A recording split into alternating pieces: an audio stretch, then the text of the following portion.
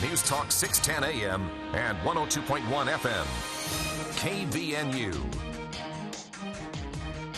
KVNU News Time is 4:05. I'm Bill Walter with his news update brought to you by Logan Extermination.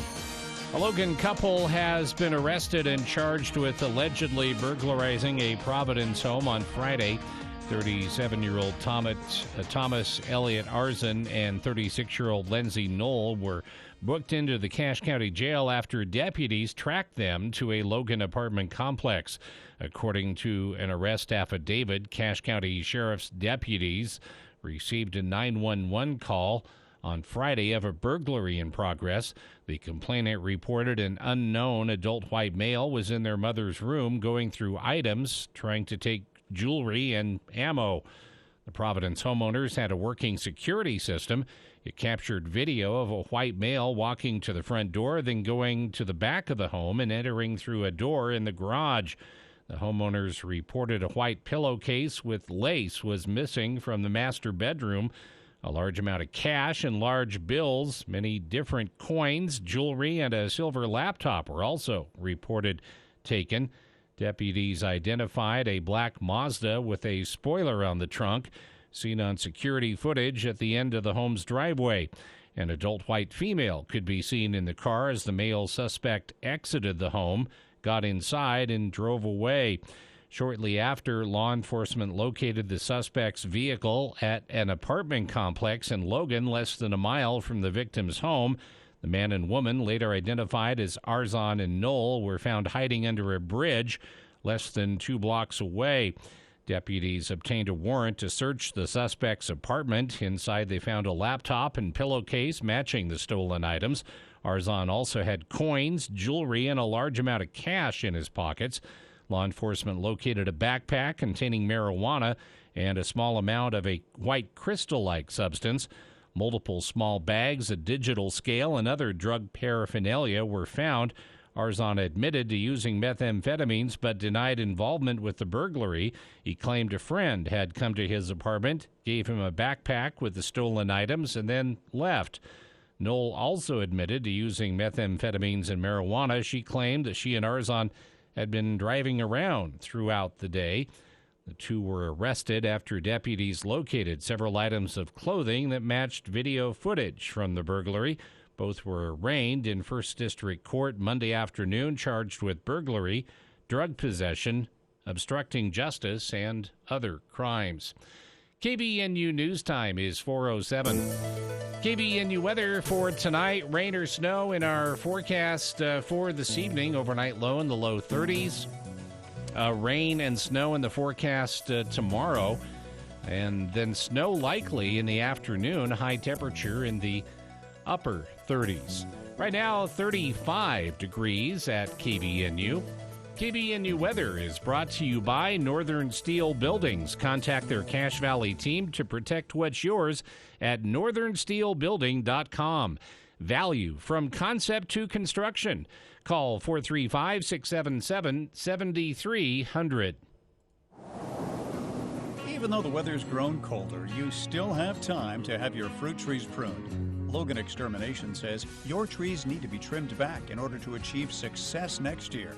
And this is the first step to a bountiful harvest. However, you could do more bad than good if you don't know what you're doing. Save the headache and call Logan Extermination today and get a jump on tree pruning. Prices will vary depending on your needs. Logan Extermination, 752-8450. KVNU News Time is 4:09. Law enforcement authorities in Utah County and Spanish Fork are searching for 2 young teens who are believed to have run away from home. A third teen, originally declared missing, was found Monday in Idaho. The Utah County Sheriff's Office was first contacted Saturday by a person related to 13-year-old Elijah Seeley, saying he had left home and was possibly with another girl. The two were also thought to be traveling with 14-year-old Katiana Peterson. Seeley and Peterson are still missing. Officials were concerned after seeing entries in Seeley's journal that mentioned heading to Mexico and dealing drugs as a way to support himself. There was also mention of someone named Victor in the journal, but authorities have yet to identify or locate that person. And last night, Sean Barstow had 19 points in Utah State 75-58 victory over Utah Valley in a season opener in the Spectrum. Just before that, in the at mid-afternoon, it was the Aggie women's basketball team beating College of Idaho by the same margin, 75-58. KVNU News Time is 4:10.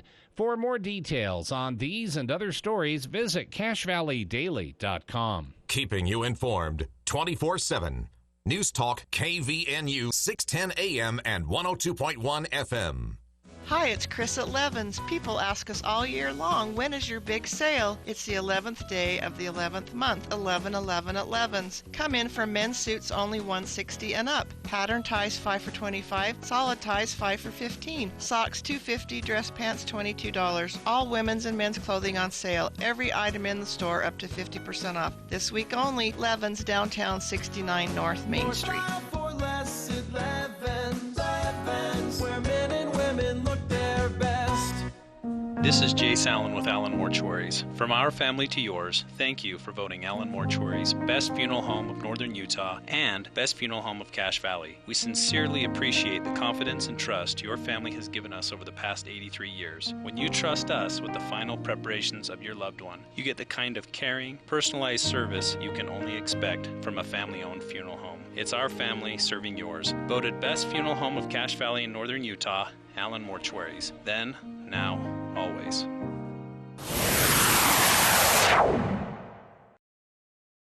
For the people. We are waiting with bated breath for news from the Cache Republican Party meeting an executive committee tonight. With Jason Williams. And I'm really excited about this next segment. We have two guests here in studio.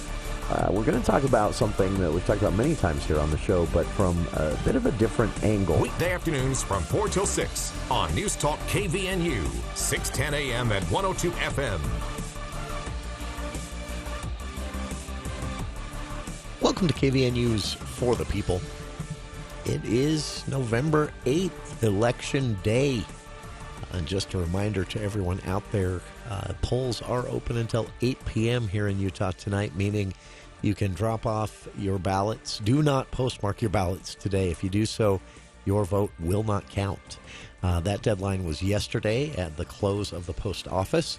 And so your option today and this evening, both two options to drop your ballots in a drop box. They're located all around the valley. Just make sure you do that before 8 p.m. They will collect ballots in the drop boxes at 8 p.m. At that point, the drop boxes will be locked and no collections will be made except to pick them up and shred them afterwards. So 8 p.m. is the cutoff this evening. You can drop your ballots at drop boxes at city halls all throughout the valley. If you're listening along the Wasatch Front, the same there. It is a statewide thing. A map of drop box locations can be found at vote.utah.gov. The county clerk's office is also open until 8 p.m., accepting ballots in person if you'd prefer to actually hand it to another human being. Pretty crowded when I drove past there this afternoon on my way to the studio just to check out who was voting on Election Day. That parking lot is packed, and there was a bit of a line out the door, at least at 2:30 this afternoon there was. So Dropbox there in that parking lot as well if you don't want to go inside the clerk's office. But it is underway as we speak. We're not going to know much until at the earliest probably 9 p.m. this evening, at which point that first big report from county clerks statewide and the elections office will probably let us know the outcome of most races.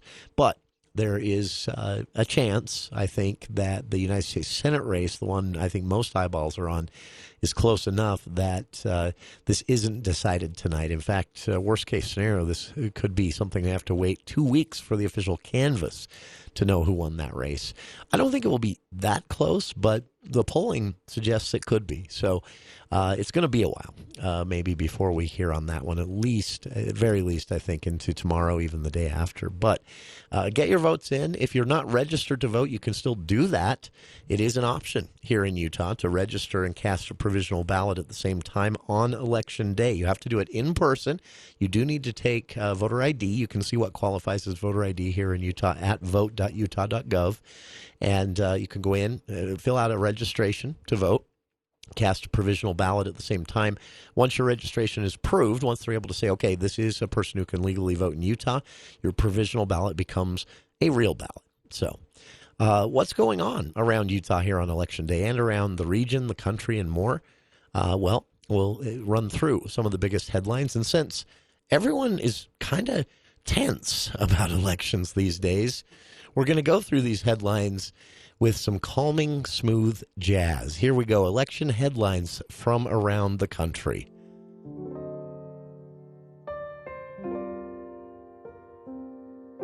First up, Lieutenant Governor Deidre Henderson with an update just minutes ago on voter turnout so far in this election.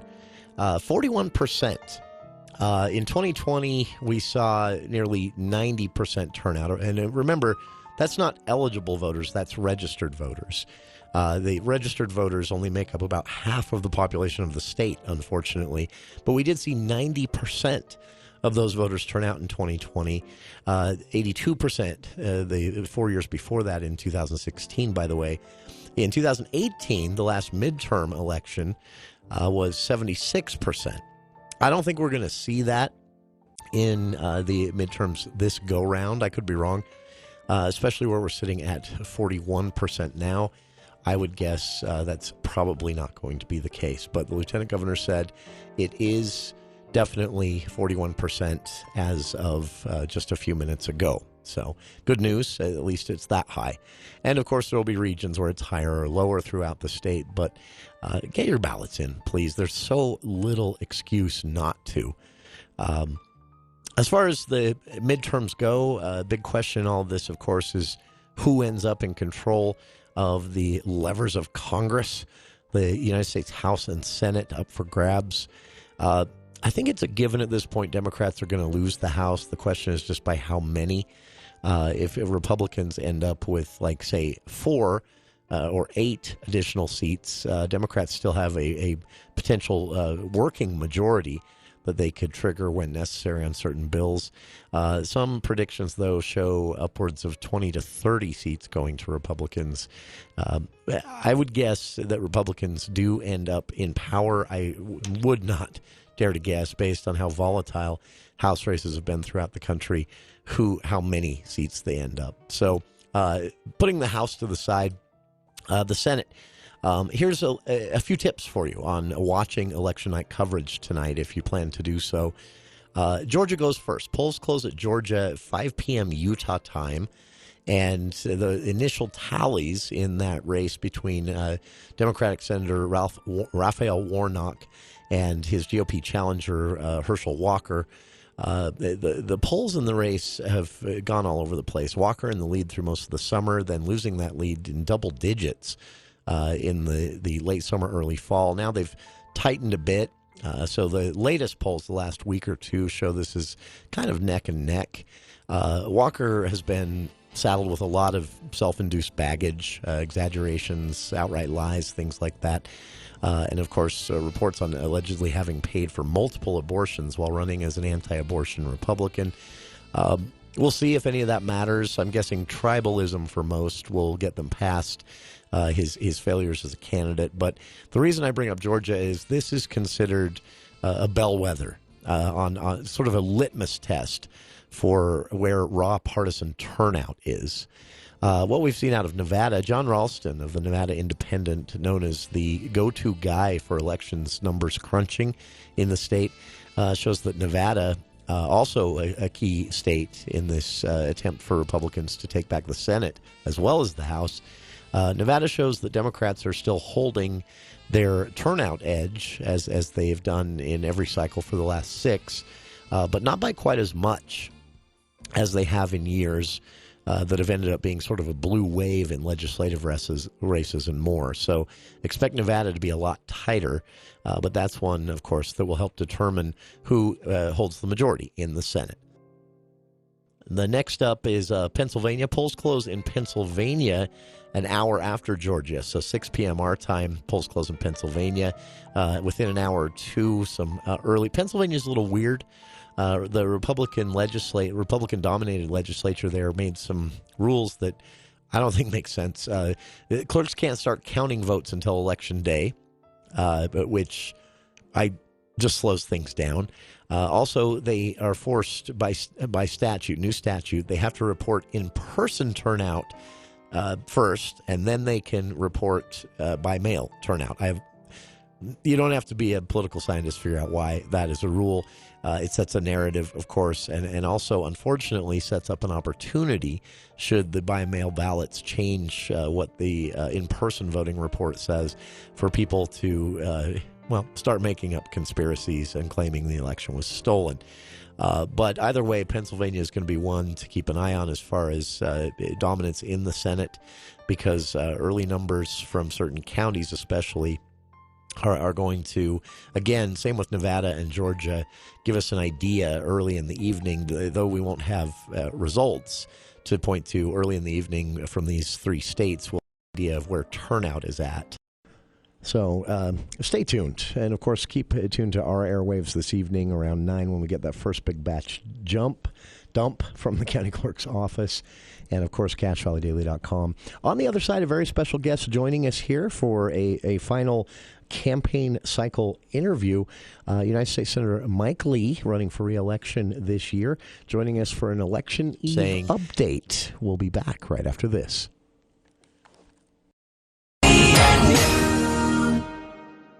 Celebrate a white Christmas with Anderson's Seed and Garden. They are potentially giving away $40,000 in merchandise to the first 50 people who spend $500 or more on holiday and Christmas decor between now and November 24th. If it snows at least 4 inches on Christmas Day and you made a qualifying purchase, your purchase is free. But you only have until November 24th to qualify. Only at Anderson's Seed and Garden. Logan, see store for official rules. The Cache Valley Media Group Logan Holiday Gift Show is presented by Coppins Hallmark, Friday and Saturday, November 11th and 12th at the Riverwoods Conference Center. It is the perfect place to kick off your holiday shopping. Ideas and treats for the entire family. Clothing, books, jewelry, purses, home and holiday decor, baby items, and don't miss everyone's favorite guest, Santa.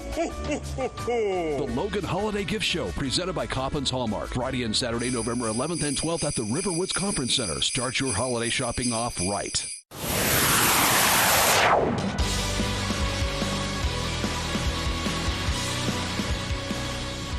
Welcome back to KVN News for the People. Jumping right back in here, we're spending the entire show today on election news from around the state, around the county, around the country, and, of course, inviting candidates to join us here on the show. If you'd like to give us an election evening update, polls are still open until 8 p.m. Ballots can be dropped off in person at the clerk's office, regardless of where you're listening from, that is the case. And also drop boxes up until 8 p.m. Do not mail your ballots today. If you do so, your vote likely will not count. It will likely be shredded. That cutoff was passed yesterday afternoon.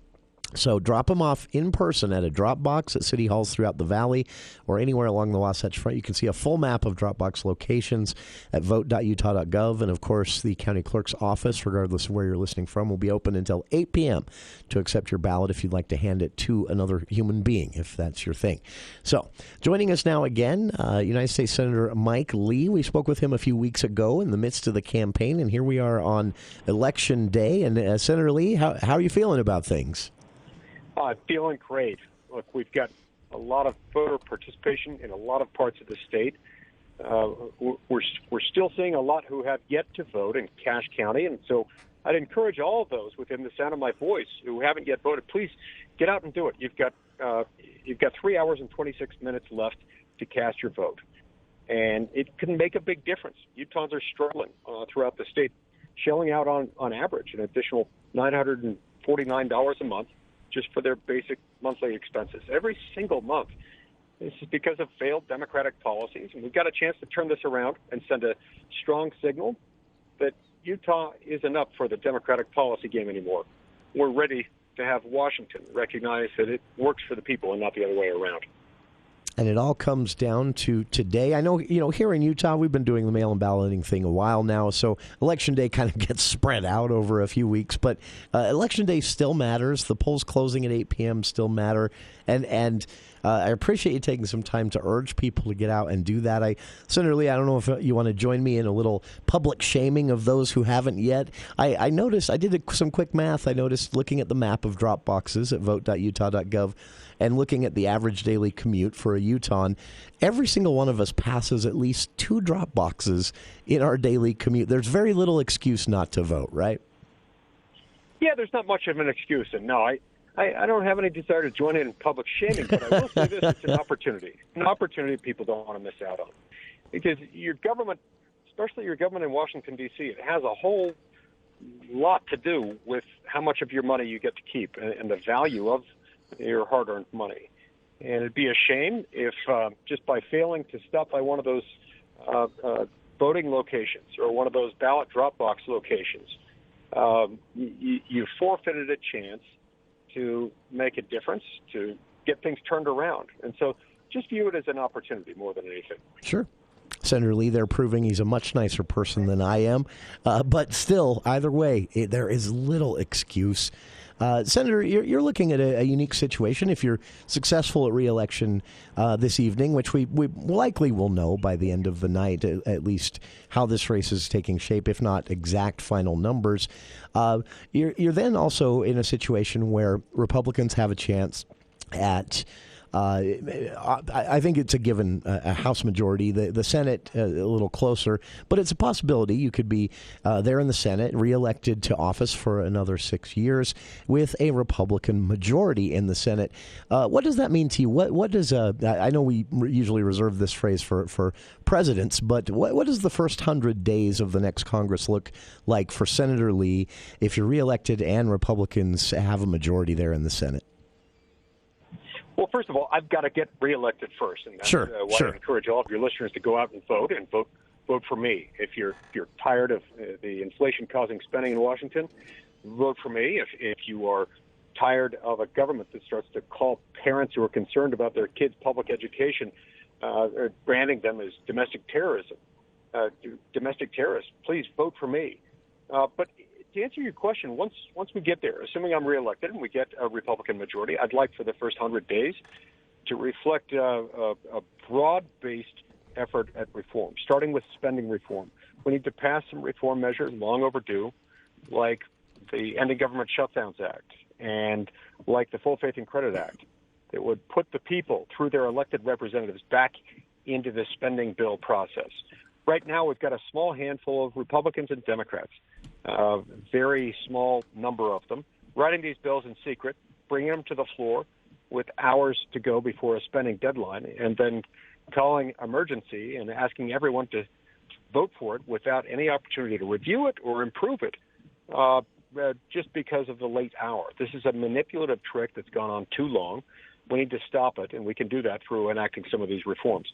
We also need aggressive regulatory reform by passing measures like the REINS Act and like the Unshackle Act to get federal bureaucrats out of our day-to-day lives and put those decisions back in the hands of elected lawmakers instead of unelected, unaccountable bureaucrats. We also need aggressive, sustained government oversight through the committee process, the sort of oversight that's not happened while the Democrats have been in charge under this Democratic president.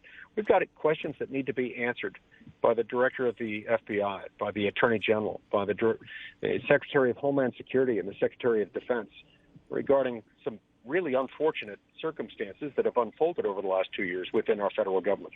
So, yeah, spending reform, regulatory reform, and oversight will be our top 3 priorities. Senator Lee, when you were with us here in the studio a few weeks ago, I didn't get a chance to say this, but I wanted to make sure I did say this to you. But I think one of the greatest achievements of your tenure so far, not the only, but one of my favorites, was criminal justice reform, the First Step Act. And we had an opportunity to start talking to you about that criminal justice reform effort years ago when it was just an idea becoming legislation. Now it's there. is this something, again, if reelected, if voters go out and before 8 p.m. tonight when polls close, they reelect you, is this something, do you feel that we're at a place now where we can build on that first effort of yours? Yes, I do. I think we can build on that effort. We called it the First Step Act for a reason. Sure. It was just that. It was a first step, and we need more criminal justice reform. But the model that we used there, we started out with me and a liberal Democrat. Then it became me and a bunch of liberal Democrats, and eventually it became an effort that was supported by 87 out of 100 senators. Would have been 88 had Lindsey Graham not gone to Afghanistan that week. That could be a model for a number of other things. It doesn't require us to surrender our sincerely held beliefs about the purpose of government. Sure. But it requires us to look for areas of government where government has missed the mark. And in many of these areas, the political party system accommodates that sort of thing. The partisan divide doesn't preclude all sorts of compromise like that in so many areas like criminal justice reform. Unfortunately, doesn't lend itself to cable news panel talking heads or big headlines, but I honestly, one of the most important reforms, I think, in recent years. And so happy that a senator from Utah's name is on that. For listeners out there, again, as Senator Lee has said, as I'll be repeating throughout the show here, polls are open until 8 p.m. If your ballot is sitting there on your kitchen table, there's still time. If you didn't get a ballot because you weren't registered, there's still time. You can register in person and cast a provisional ballot. Once your registration is finalized, that provisional ballot becomes an actual vote and will be counted in the total. And you can learn more about all the candidates at various websites. For Senator Mike Lee in this United States Senate race, the Republican candidate in this race here in Utah, LeeForSenate.com, and that is spelled out F-O-R, not the number 4, LeeForSenate.com. I've linked to that on our Facebook page. And Senator Lee, a pleasure to get to spend some time with you in this campaign cycle, and we look forward to seeing results hopefully earlier rather than later tonight. One final question for you: where will you be watching the election results yourself? I'll be at the new Hyatt Regency in downtown Salt Lake. Very nice. That's where we'll be having our campaign night party, one that I hope will celebrate some victories. Sure. And again, a pleasure to have you spend some quality time with us over this cycle. Thank you for being generous with it, by the way. And thanks to your staff as well. They've been very patient with me. And best of luck this evening. Hey, thanks so much. Take care. Thank you. Senator Mike Lee there, again, our guest, LeeForSenate.com if you'd like to know more. Other candidates out there, county candidates, legislative candidates, Mr. Dan Johnson, if you're out there, feel free to call. The lines are open, 753-5868. Voters as well, if you'd like to tell a story about casting your vote. Not necessarily going to ask anyone to say who they voted for or why, but if you want to talk about why you voted or with your experience with voting, the lines are open throughout the entire show today. 753-5868. We'll be back right after the news with KVNU's Bill Walter. Thank you, Jason. KVNU News Time is 4:32, and the news brought to you by U&I Furniture. 4 Republicans are attempting to maintain the party's stranglehold on Utah's congressional delegation. Representatives Blake Moore, Chris Stewart, John Curtis, and Burgess Owens are expected to be reelected with decisive victories in the midterm elections, helping Republicans win back control of the U.S. House of Representatives. Their efforts were boosted last year when the state's Republican majority legislature redrew the state's political maps in a way that expanded the party's advantage. The new maps made the suburban Salt Lake City district that's historically traded hands between the parties more Republican. The new district line should boost Owens' efforts to win a second term in office against Democrat Darlene McDonald and the United Utah Party's January Walker. Incumbent Republican U.S. Representatives Mike Simpson and Russ Fulcher are seeking re-election in Tuesday's election in deeply conservative Idaho. The 72-year-old Simpson is seeking a 13th term representing the eastern portion of the state's 2nd Congressional District. The 60-year-old Fulcher is seeking a 3rd term representing the state's 1st Congressional District that covers the western portion. The Republican primary in the red state is generally considered the election that determines who will eventually hold office. Simpson easily turned aside a primary challenger, while Fulcher did not have one. And Lauri Markkanen scored 23 points. Jordan Clarkson added 22, and the Utah Jazz beat Los Angeles, the Lakers, 139-116, their 2nd victory over the shorthanded Lakers in 4 days. LeBron James was sidelined along with Lonnie Walker IV and Patrick Beverley, leaving Los Angeles with only 11 available players. Anthony Davis scored a season-high 29 points. Russell Westbrook added 22 off the bench as L.A. fell to 2-8. The Jazz shot 56% from the field and made 16 three-pointers in their 3rd straight win. KBNU News Time is 4:35. You'll love the holiday specials and big selection when you shop at U&I Furniture. Got guests coming? How about their best-selling mattress, a Therapeutic Serene featuring a zone coil system, comfy stretch knit top, only $399 for the queen size. For Christmas, a TV? How about 50 different console choices from small to large with or without fireplaces? And over 200 chairs on display, including the best in recliners. They offer free layaway and prices you'll love. A local standard when it comes to furniture. There's always a better buy at U&I Furniture, U&I Downtown Logan. KBNU weather for tonight, mostly cloudy skies, actually, and a good chance of rain or snow this evening. Overnight low in the lower 30s. Rain with snow likely in the morning, then a chance of snow in the afternoon on Wednesday. About 1 inch accumulation is possible tomorrow, upper 30s for the high. Snow likely Wednesday evening, chance of snow after midnight. Could see another inch accumulation, low near 20. Right now, it's 34 at KBNU. KBNU weather brought to you by Whole Tree Care. Call now to trim your overgrown trees, 760-6587. Ask about the radio discount. That's Whole, H-U-L-L, Tree Care. For more details on these and other stories, visit CashValleyDaily.com. Let's check Wall Street now with Edward Jones. This is Ted Kieran with Edward Jones Investments in Smithfield, bringing you the daily financial market report for Tuesday, November 8th. Markets finished higher on Election Day as investors await results from the midterm election and look to Thursday's CPI inflation release. In the U.S. stock markets on Tuesday, the Dow was up 333 points, 1%, to 33,160, and the S&P and NASDAQ were each up 0.5%. The price of oil fell as markets priced in lower demand from China as a COVID-19 outbreak grows there. Bond yields were little changed, with the 10-year Treasury around 4.2%. Interestingly, although equities were higher on Tuesday, Bitcoin, commonly used as a measure of investor willingness to increase portfolio risk, was down over 12%. Gold was up 2% to close at $1,715 an ounce. Inflationary pressures are still high, but falling. Reports this week showed that used car prices are falling quickly, a very good sign for inflation. Freight transport costs from Asia to the U.S. have fallen more than 80% from their peak, and some retailers have announced plans to offer bigger discounts this year to attract customers. Looking at the link between politics and equity markets, over the long term, markets tend to focus more on corporate profitability, monetary policy, and GDP growth than politics.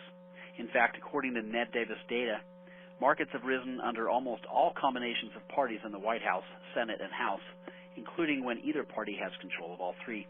That's good news for investors that keep politics out of their portfolios and focus on their long-term financial strategy.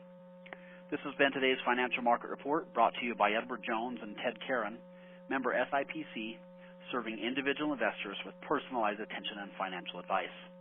If you'd like additional information, please contact any of the 9 Edward Jones advisors in Cache Valley, in Providence, Logan, and Smithfield. You're in the market to buy a home and dreaming of a new home you can fill with new memories. But homes just aren't in your budget. Or are they? Visionary Homes wants you to know you don't have to buy a used home. Buy new. Buy now with Visionary Homes. As a trusted award-winning Utah home builder, Visionary Homes understands that your home is the center of your life, bringing friends and family together, creating memories you'll cherish forever. Buy new. Buy now. VisionaryHomes.com. Visionary Homes. Hi, this is Gordon Deal. Wednesday on This Morning, America's First News, special election coverage. We'll examine midterm results, analyze where Washington's power may lie, and examine the races that are too close to call. Also, as if this election didn't provide enough topsy-turvy, we'll have a look at two well-known lawmakers who have seemingly changed teams, and an Election Day tradition that'll make you smile. Wednesday on This Morning, America's First News. From 4 to 6 on News Talk KVNU, 610 AM and 102 FM. Your station for news and talk.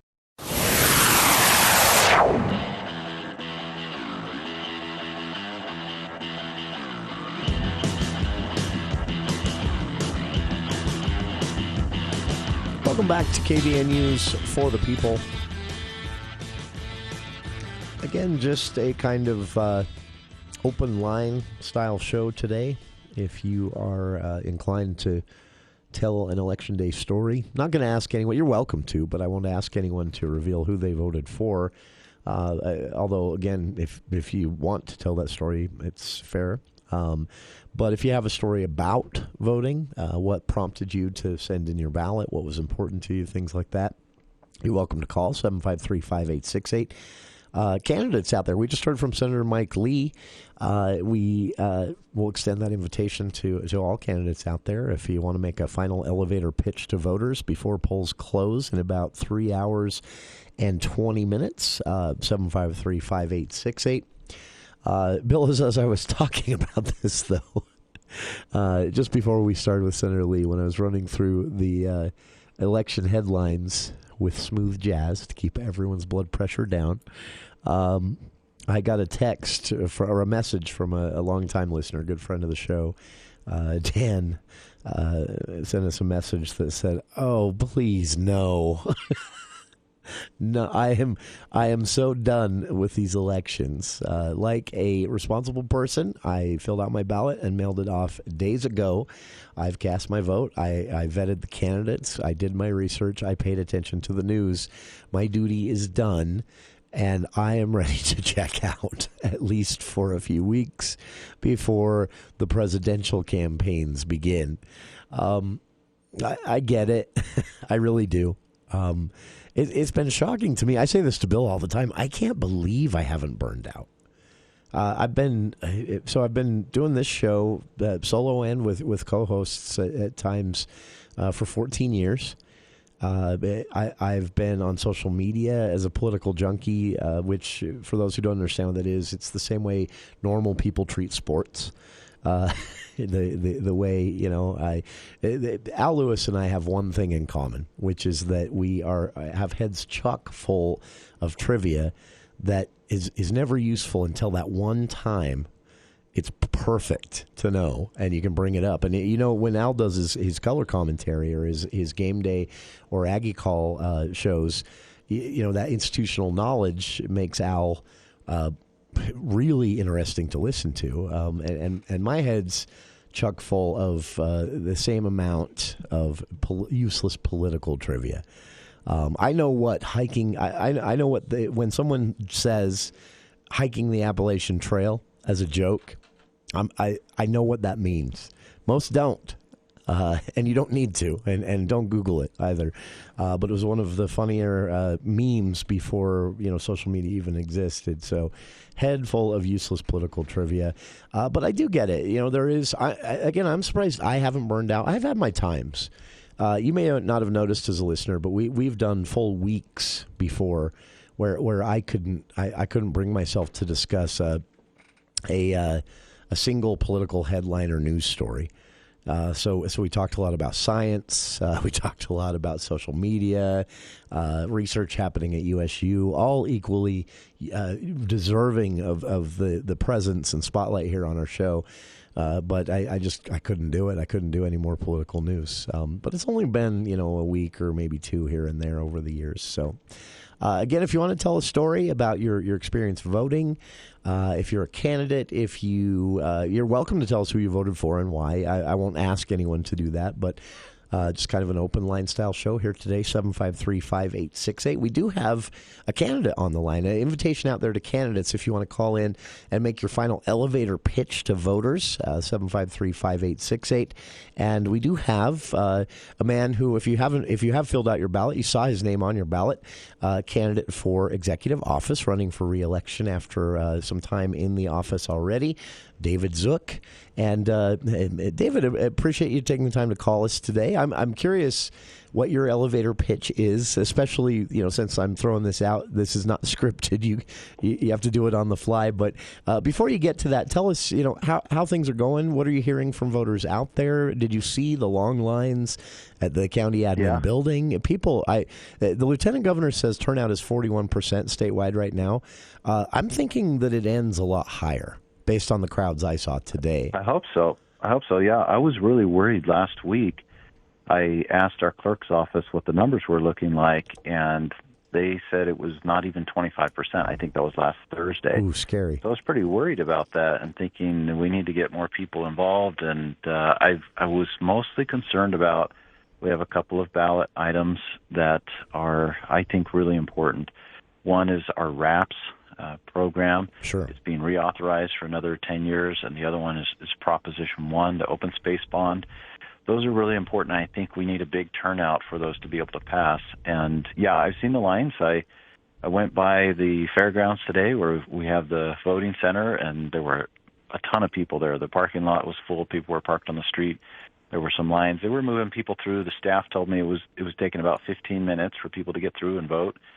And that was good to see that. And then also at the county building, the line has been continuous, people dropping into the drop box. So those drop boxes will remain open until 8 o'clock this evening, as will the vote center over at the fairgrounds. People can go. And I just really want to encourage people to get out and vote and get involved. We have some important questions on the ballot, and I really would love for everybody to weigh in on them. Absolutely. And again, it was great to see that line of cars behind the county building there for that drop box. But as Mr. Zook just mentioned, drop boxes are everywhere throughout the valley. Get your ballots in them before 8 p.m., but they are at every city hall. If you're listening outside of Cache Valley right now, it's the same statewide. You can see a map, by the way, at vote.utah.gov. And David, I remembered, after you left last time we spoke with you, I thought of this, and I wish I'd remembered that while he was with us. But I have an opportunity to bring it up now. Back in the spring, after the candidate filing period had ended and you had no challenger, you said, despite that, you planned to campaign anyway because you saw elections as an opportunity to interact with people and if nothing else, answer some questions. So what have you heard from Cache Valley voters over the campaign cycle? What kind of questions have you been getting? Yeah, that's a great question, Jason, because campaigning is, I think, a critical part of the political process. It's important to get out, to listen to voters, to talk to them, to see what their concerns are. And I've heard a lot of the same concerns this year as I heard the year before when I ran. It was kind of interesting, 2 years in a row to run for election, but sure. A lot of the same concerns. People are worried about growth, number one. They want us to do something to deal with growth and make sure that we're keeping our infrastructure growth up with the population growth. People are concerned about public safety. People are concerned about the economy and inflation, and so many things related to our community and the growth. The open space is one of those. That's the reason why we work together with a number of great people in our community to put that open space bond on the ballot, because people are concerned about open space and the open space disappearing as the growth happens. Sure. We need to do that. People are concerned about recreation on that space. People are concerned about wildlife on the space. People are concerned about farms on those open spaces. We need to make sure that we preserve that so that we have it.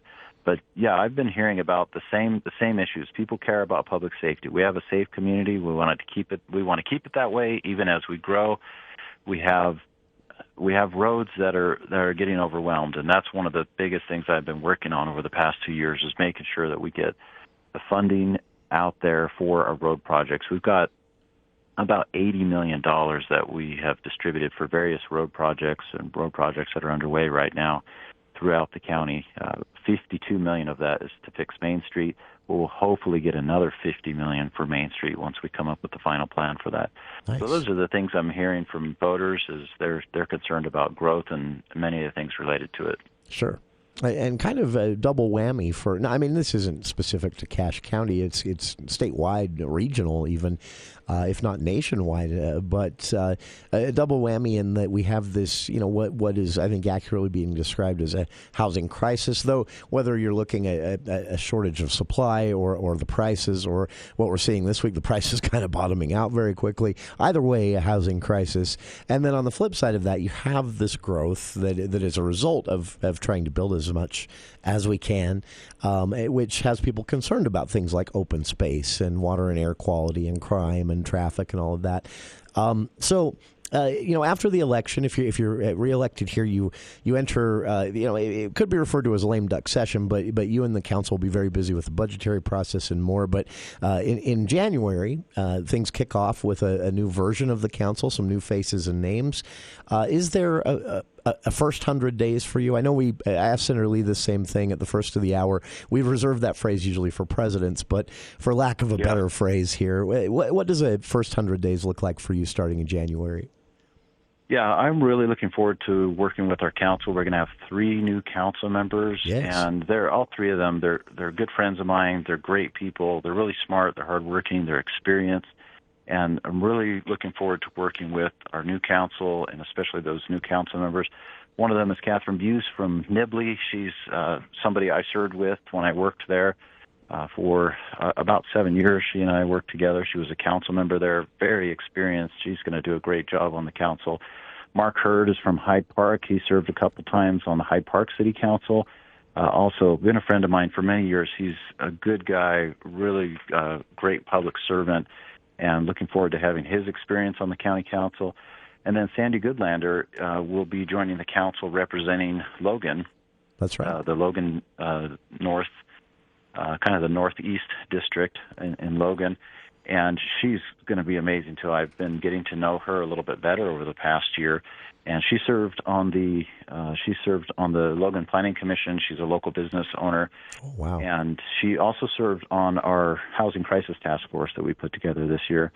And she's going to be great. So I'm really looking forward to working with the council. That's going to be the number one focus of my first 100 days is working with that new council, helping to get the new ones up to speed, and helping them to establish and then start working toward their priorities. Speaking of that Housing Crisis Task Force, for listeners out there, story right now at CacheValleyDaily.com by CV Daily's Charlie Schill. That task force itself won recognition from a statewide organization, which is to say that these challenges are great. There's a lot hovering, kind of breathing over our shoulders here in Cache County. But I think we're headed into this new year well positioned to meet some of these challenges. And David, of course, none of this gets solved by any one single county. Housing, roads, all of that. It's a statewide thing, and in some ways even becomes a federal thing when it comes to funding. But are you feeling good about that? Do you feel, I know the state has a lot of infrastructure money they're still sitting on, right? We're headed into that legislative session. Do you have a laundry list of things you can go down there and fight for? Yeah, we have a pretty big list that we're making. We met with our legislators recently, and I went over that list just to give them a heads up and have them start thinking about some of the things we're concerned about. But you mentioned the statewide recognition that the Housing Crisis Task Force recently earned. I'm really proud of them for their work and want to thank them publicly for the efforts. They not only worked for that 60-day time period that the task force was active, but they continue to work. Many members of the task force are continuing to go out to share what the recommendations of the Housing Crisis Task Force were, and they're going to city council meetings, they're going to planning commission meetings, and we have more good news. This hasn't been announced yet, but we applied for a grant to help with videos and public outreach about the housing crisis. Oh, nice. And we just found out a couple of days ago that we were awarded the grant. So we got grant money now to continue with the task force recommendations. One of the recommendations of the task force was public education, that we need to educate the public on the housing crisis, what the needs were, what some of the issues were that were feeding into the crisis, and how the public could help. So now we have this grant money. We're going to be able to do some videos and some other public outreach. So I'm excited about that new development as well. That is great news, because we are going to have to, as collectively as a valley, as a county, wrap our heads around so much change in the coming years and understanding what that means. And I'm excited to hear that. Congratulations on that, and also the statewide recognition for the task force. And I wrapped up our time with Senator Lee asking this: Where will you be watching tonight's election returns from? Are you headed off to an election party? You doing it quietly at home with some Netflix, or?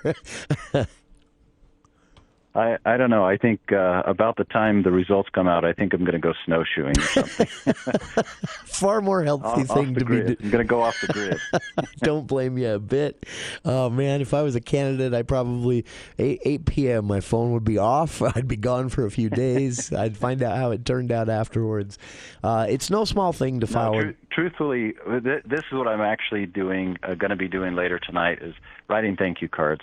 I just am so thankful to so many people who have been helpful, who have been encouraging, who donated, who volunteered, who spread the word, who have been so great to me during this process. I am so thankful, and that's what I decided I was going to do this evening, is write thank you cards, and that's what I'll be doing, and I'll be expressing gratitude to the many, many great people. I've told so many people that when you go through something tough, that's when you find out who your friends really are. And that's what I have really learned during this process. I've had so many great friends who've been such a support to me, and it's been wonderful. And if you'd like to see some of those endorsements that have come in, also a story about that at CacheValleyDaily.com. Some pretty high praise from the Cache Chamber of Commerce for you there. And that's not something they often do. It was interesting to see that. And that's a part of our future as well, because as we grow, of course, everyone has to have a job. It's easy to get overwhelmed by all of this. But again, I just have to say it again. I feel like we are in a good position to meet some of these challenges, though challenges they will be. And David, really appreciate taking some time for KVNU today. We've got to get in our last break before the top of the hour here, but you've been generous with your time throughout this year, and we appreciate that here at KVNU. And well, hopefully we know sooner rather than later how all this turned out. Either way, we'll speak again soon.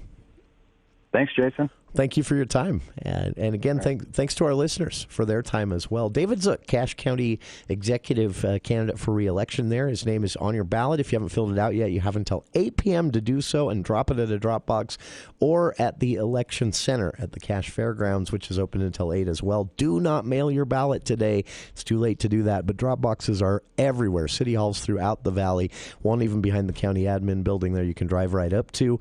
And we'll be back right after this. Did you build a new home? Regardless of how clean your builder was, your ducts will have a variety of construction debris in them. Debris like sawdust, flooring pieces, sheetrock dust, and more. You do not want to move into your home with that debris in the ductwork. Call the Duct Hunter and get on the schedule today. Call the Duct Hunter at 770-4813. We are the Duct Hunter. Breathe better, save money, protect your home. We are the Duct Hunter. Ready to experience a new level of local transit? Well, with the new CDTD app, it's super simple for you to plan your trip to a T. With our interactive map, you can view bus stops closest to your location with real-time arrival information. You can mark your favorite stops, get alerts, set reminders, and much more. So, whether you're a seasoned pro or it's your first ride, get moving today with the new CDTD app. Which is better, a hammer or a screwdriver? It depends if you have a nail or a screw. At Top Job Asphalt, they know that, and it's not one size fits all. With a variety of services and products, they can meet any pavement need and budget. Call 764-0451 and let their pavement experts give you a free estimate on any asphalt job. Best products, best services, guaranteed. 764-0451. or topjobasphalt.com. Choose the best. Choose Top Job Asphalt. When it comes to home care, it's important to know you have a choice. If you or a loved one is in need of hospice or home health services, remember that Primrose Home Care and Hospice believes in treating the patient, not the problem. We work directly with you and your doctor to create a health plan that's catered to your needs. Our team is devoted to providing options in the freedom and safety of your own home. Visit us at primrosecare.com or call to schedule a free consultation. Primrose Home Care and Hospice, your local hospice and home health provider since 2006.